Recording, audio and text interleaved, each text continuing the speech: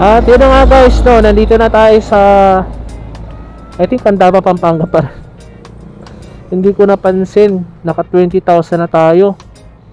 20,021 kilometers na ang ating natakbo. Ang natakbo ng ating motor. So nung kinuha ko to guys, 5,600 yung tinakbo nito. So ang bilis lang nung March, no? March, April, May, June, July, August. In 5 months guys, naka 15,000 tayo natakbo, mahigit. So at ayun na nga guys, no, nakaabot na tayo ng 20,000 kilometers. So i-review natin guys, unang-una sa takbo ng ating motor. So far naman guys, halos ganun pa rin yung takbo ng motor natin. Walang pinagbago. Tingin ko nga parang mas gumanda pa yung takbo niya. Kaya lang depende nga rin yun sa kung anong mga pinaglalagay natin sa motor natin. So far naman, kung sa mga sira-sira sa motor, wala pa akong nararanasan na may malaki tayong sira na nangyari sa motor natin. So far naman okay naman yung motor sa loob ng 20,000 kilometers sa kanyang tinakbo. Ang papalitan ko lang guys, kung magkakataon man, itong gulong ko sa likod, medyo pudpud na siya, no? Tapos syempre maintenance niya, change oil, ganun, always naman yun. At hindi pa ako nakapagpapalinis ng ng mga throttle body, yung sa FI.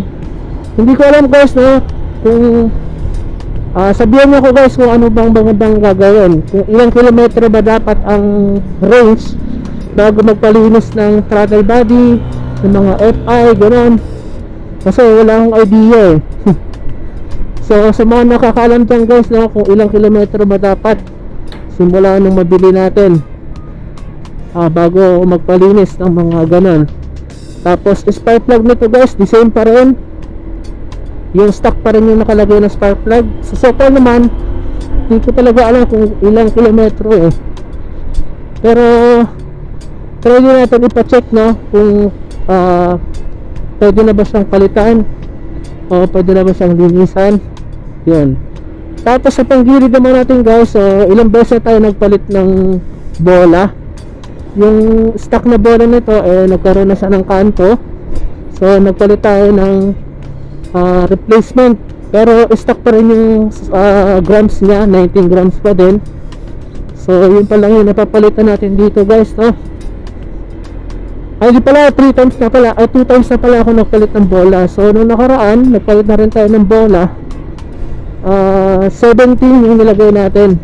Ayun pala guys, no? So 2 times pa lang tayo nagpalit ng bola. Tapos nung huli nagpalinis tayo ng panggilid guys, ang sabi ko, pwede na ito palitan yung ating belt. Gawa nang meron na siyang mga lamat-lamat. So pag nagkaroon kasi ng lamat guys, posible na on the way kayo sa biyahe, maputulan kayo ng belt. So ang sabi ko naman, pwede pa yan, wala pa kasi ang pera So yun So yun yung mga papalitan natin guys, at yung mga napalitan ko na. At yung mga ipapagawa ko after na maabot natin itong 20,000 kilometers. Okay kasi guys, on the way ako sa biyahe, pupunta ako ng Baguio. So magkakaroon tayo ng ride na mahaba kaya hindi ko agad mapapalitan ito. Pero ang kaganda naman guys, no, sa loob ng 20,000 wala akong naramdaman na ibang mga sakit nito. Walang naging sira. Kung meron yun guys, yung parang kasalanan ko yung naiwan kong bukas yung susian, at yun, nalobat yung battery. Pero so far naman, sabi nila kapag palitin na yung battery, mag-a-appear naman dito sa ating dashboard, no? Makikita natin kung papalitan na ba siya ng battery. So far naman, wala naman siyang mga ganong sign. Yun lang guys. So siguro tatagal pa to ng mga 1 taon pa yung battery natin bago palitan. Ano pa ba? So sa loob ng 20,000 na tinakbo natin guys, marami na rin tayong napupuntahan. So nakarating na tayo ng Baguio, nakarating tayo ng San Fernando, La Union. Ito yung mga pinaka point to point na mga napupuntahan ko guys, no? Nakarating tayo ng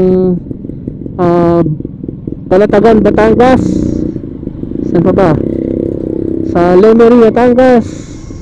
Ayan, dito naman sa ating gawing east, nakarating na tayo ng Infanta, Quezon at ng Real, Quezon, gamit itong ating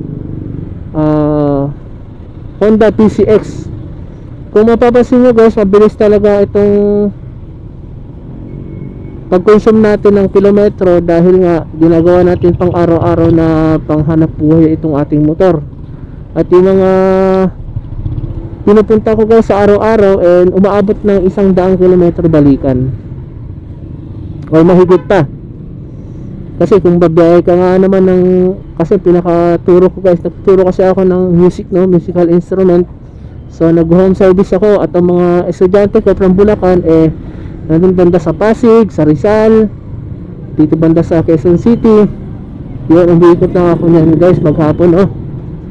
So sa araw-araw na gano'n ang ating ginagawa, makakakonsumo tayo ng halos mga 150 kilometers sa loob ng isang araw.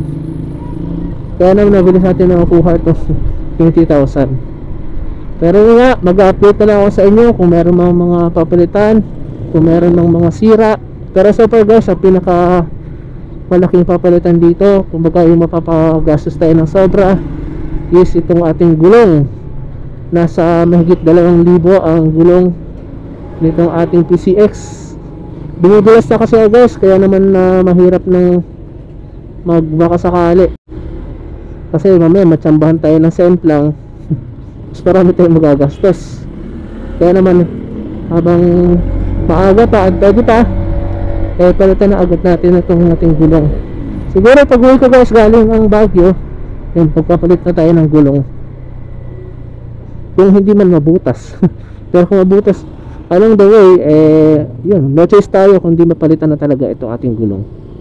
So yun lang guys, no, ang ating update sa ating motor dahil nakaabot na tayo ng 20,000 kilometers ang ating tinakbo.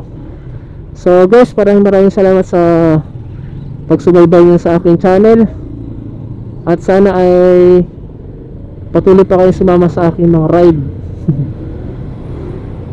So hanggat gumagana itong ating motor, makapag-ride tayo at may ma-upload tayong video. Hindi man kaganda ng ating edit, pero sapat-sapat lang, natural lang. So yun guys, so nandito na ako pala sa papunta na ng ano to, Arayat, Pampanga.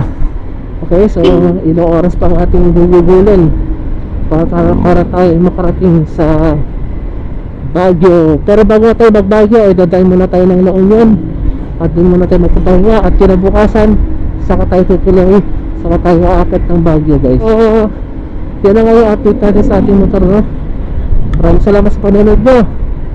Hanggang sa wali pag-ride natin guys, paalam. Pero yung kung mga gustong sumama sa Baguio, panoorin nyo ng separate itong video ko papunta ng Baguio, kasi sinama ko lang itong itong vlog natin tungkol sa update natin sa ating motor dahil nakaabot na tayo ng 50,000. Ayun na guys, no? So punta ko sa kabilang video kung gusto nyo panoorin itong biyahe ko papunta ng Baguio. Okay, so maraming salamat sa inyo. Bye bye, pansamantala.